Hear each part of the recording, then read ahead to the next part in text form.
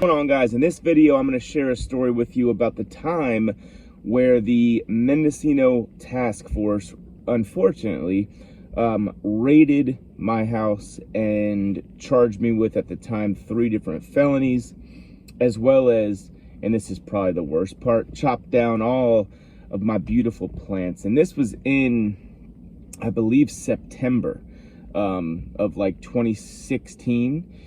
So the reason I'm bringing up the month is because anybody that knows anything about how the harvest season goes, we were growing outdoor weed at that time.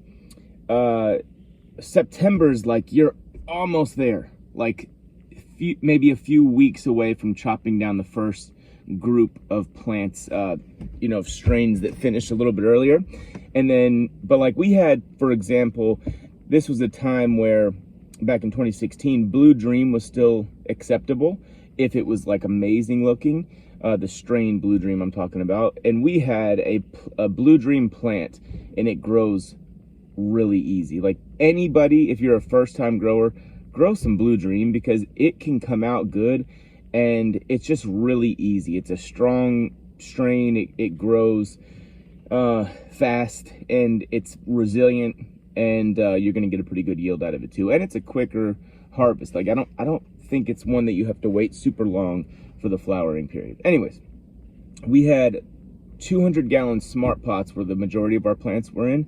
However, this one Blue Dream plant was in a bed because the bed was just already there on the property when we rented it, and we just filled this thing up with the soil to the top. Right, it was huge. If I had to guess, I would say there was at least 600 gallons of soil in there. And so it was big, right? And a bed, like we filled that, the roots had that bed completely filled out. And I would say the bed itself was about 8 to 10 feet long. And then in terms of width, I don't know, 3-4 feet, probably 4 feet. But the point is, it was huge, right? The Blue Dream plant itself was gigantic. The stalk was like this big, right? It was basically as big as my face. And the plant looked great. It was like that masterpiece plant in the garden. So anyways, what happened that day, was I had a friend in town. Sorry for that alarm going off. It'll hopefully stop in a second. But I had a friend in town that was buying some things. Okay, so I went with him, took him over there. He did his shopping or whatever, and then we drove back to my house. So I got up that morning, and it was a house that I was living at. It wasn't just like a property where we were growing. I was actually living there, and with my mom. My mom was helping me grow. So, and my wife and son. But I think my wife and son, I had just for some reason felt like maybe I should move them into our old house that we still had.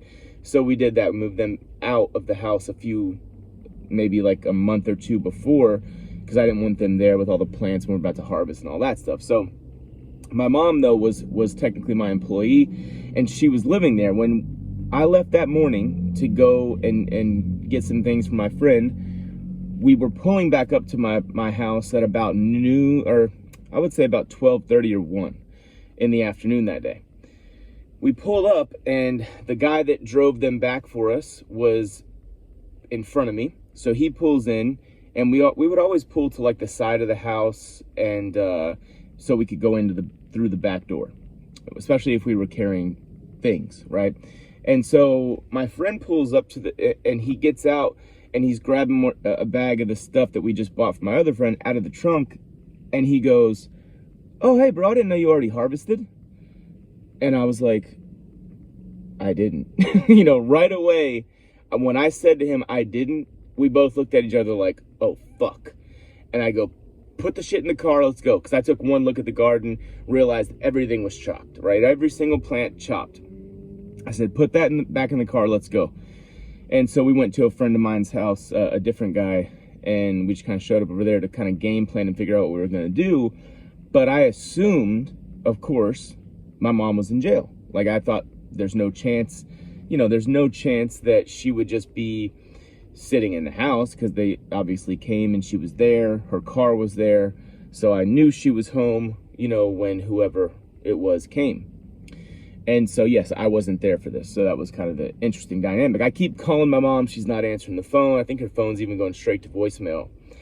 And I'm kind of like, at this point, it's really fucking me up because I'm just picturing, these Mendocino task force agents basically having her in an interrogation room and just grilling her. And it's really stressing me out because obviously no one wants to imagine their mom in that situation. And so I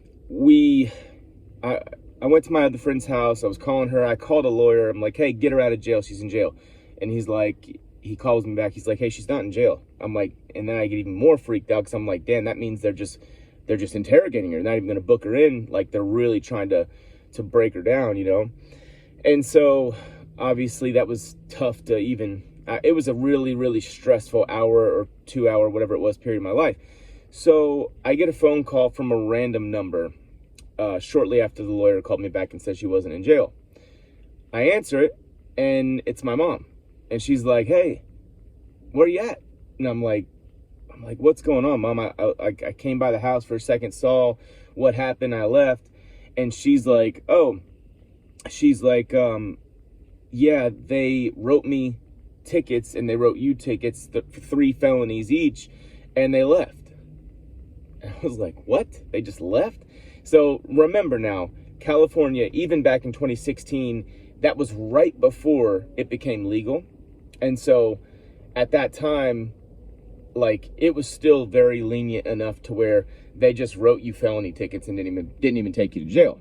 So maybe they felt bad for her. She's, an older woman, and they're just like, whatever, we're not even going to take her in. Or maybe they just, they just wanted to get the felonies and get you to go to court and pay these fines or whatever. So, so then I go back over there. I go home. I realize that it wasn't just that they cut down the plants. They had a search warrant for everything in the house. They took her cell phone. That's why she couldn't call me from her phone.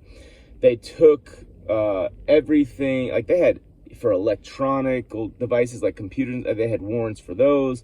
We never got those. We never got her phone back. We never got, I think they took some electronic devices, if I remember that correctly. But then, of course, they went and I had some pounds of weed laying around my house. I think there was like 12 or 13 pounds of weed there. Took that. Obviously, they took, and this one really hurts my feelings, but there was, I'm not going to say whether it was mine or not, but there was some cash there, and it was like, I don't know, $30,000-$40,000. They took that too. And then they went upstairs and they saw like some things that they believed were being used to ship, weed across the country, like some, address labels. They didn't have any filled out labels, but there was labels up there. There was vacuum seal bags, vacuum sealers, shit like that.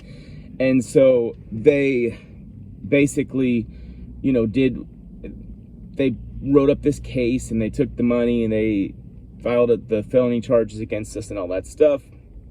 And after that, about, a few months later, while I'm going to court for this ongoing, at this point, criminal investigation, it gets announced that marijuana is now legal. I think maybe that was right when 2017 hit or something.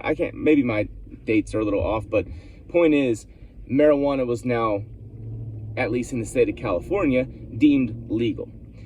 That helped because immediately my lawyer's like, well, that throws away all these felonies except one, and the one felony that it did not throw away was one where they call conspiracy to commit a felony, right? So they do that, and this is not a federal case. It was still state, it was a state case. The reason California has that specific charge is the same reason the federal government does it. It's because it's a little bit harder to argue, right? Like, they're saying, well, there's enough evidence here to say that he was shipping these to states where weed isn't legal, it wasn't legal, and that's the conspiracy to commit a felony. And so they said if I was to pay them, and I'm not making this up, $15,420 in a fine, that they would just make that one go away and everything would be dismissed. I'm not bullshit. Like, that was literally the number. It was, their first offer was $15,420. Extremely crooked, extremely, you know, just like, basically, here, you can literally buy your freedom from this issue, and this is how much it's going to cost you. So I said no, and I wanted to take it to trial, because that's just my, you know, I felt like we had a decent case in this regard. I mean, look, if weed's legal here, they can't, you know, that was my thing, was like, you're talking about I was somehow still committing a felony with something that is actually legal, you know, now, even though, yes, it wasn't at the time. Okay, but point is, they were just throwing away any weed cases, any pending weed cases at that time, just because it was then legalized, right? So eventually they just dropped the case. Like, my lawyer calls me and says, hey man, you're good, they dropped the case. I'm like, okay, great. So I didn't have to go back to court. I never actually personally stepped in a courtroom at all. My lawyer just handled everything, and they tried to get that money out of me. I basically said no, and then they just dropped the case. So that was cool. They dropped all the cases on my mom, which of course was even, you know, I was much willing to like take a case and just let her, as long as she got off. But they took all that. They never gave me that money back, or gave the money back to whoever it was might have belonged to at my house. And yeah, so like, they obviously, the weed was never given back, the money was never given back, the cases were dropped, and you know, they got what they wanted out of it, which was well, I guess they didn't really get what they wanted. They wanted the money, but they didn't even get the charge or anything. So it was just a huge waste of everybody's time. The funny thing about this story is, right across the street, not right across the street, but like down a little ways, and then if you were to take a right at the very first street you could go right on, one of the sheriffs lived at that house. So he was actually there. My mom said that he told her, wow, this is just going on right in front of my nose, and I had no idea, you know. And he also told her, or I mean, not him, but the task force guys that were cutting down the plants, because they just had my mom handcuffed there, and watching them cut down all the plants. And she said that the 2 or 3 guys that were cutting down that big Blue Dream plant from the bed, she heard them say, this one's like a freaking 20-pound, it would have been a 20-pound plant or something like that. I don't think it was that big, but we were hoping for 10 out of that one plant. So and when the funny thing too was, when they first came, my mom was actually out back watering. She's just got the hose and she's watering, you know, just enjoying her morning or whatever. And she said she turned around, like maybe they said like, stop and put your hands up. She turns around and she sees, like, she said they were like ants, like they were crawling all over the backyard surrounding her. And they said, put the hose down. And she's like, okay. And she puts the hose down, and so that's how they pursued her after that or whatever when they arrived. So it was kind of a wild story. You know, I'm right away, that was in Ukiah, California, or actually Redwood Valley, California. Right when that happened, I told my wife, and I took my son and my wife, and I said, we're moving an hour south of here, different county, and we moved to Santa Rosa, California right after that happened, just because I was like, dude, it's a very small town, and I knew they were going to be looking to just mess with me at that point, just all things considered. And so we just moved to a different county. I didn't even go back to Ukiah to either Ukiah or Redwood Valley for at least a month or something. I was like, I'm staying out of there, because they kept asking my mom, like, where's Evan? Where's Evan? Where's Evan?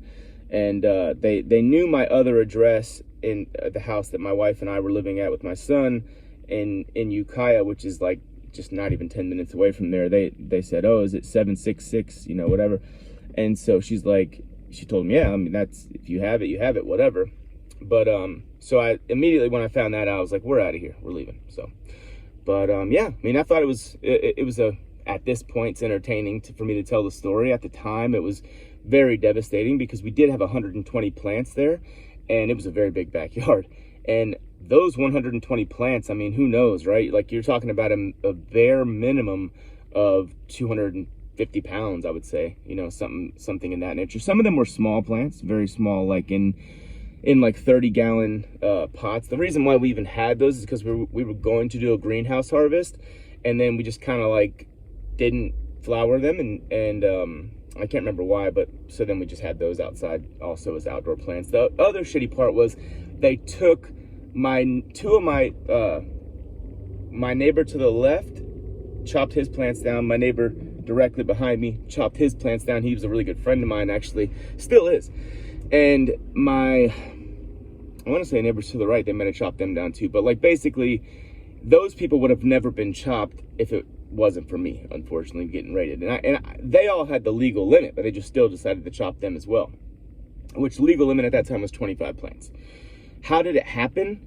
Well, it's either one of two things. Either someone was, maybe jealous of me or the situation I had going on there and told on me, or, which maybe is the more likely of scenarios, there's a helicopter that flies around in all that whole region of Northern California, probably the entire state of California, and that helicopter just searches and it knows like the property lines of each house or property, and it knows who's got the legal amount, it knows who has the illegal amount. And probably because I was in a residential neighborhood, although it was very country, very private, you couldn't see anything from the street and all that. I think maybe they just looked at that and said, this asshole's got 4 times the legal limit here, or almost 5 times the legal limit, like, let's go get him. Maybe they were bored that day, who knows what it was. But I don't know why they had the warrant to come in and get everything else. That's what a lot of people that I talked to that are from there were confused about. Like man, they were, they had a warrant to go in your house and take phones and take this and that. Usually when they come to chop you, they just come chop you and leave, so maybe it was more, I don't know, I'll never know. But the point is, charges were dismissed, thank God for that, especially for my mom's case, thank God for that. And yeah, interesting story. So if you guys are enjoying the content, please subscribe,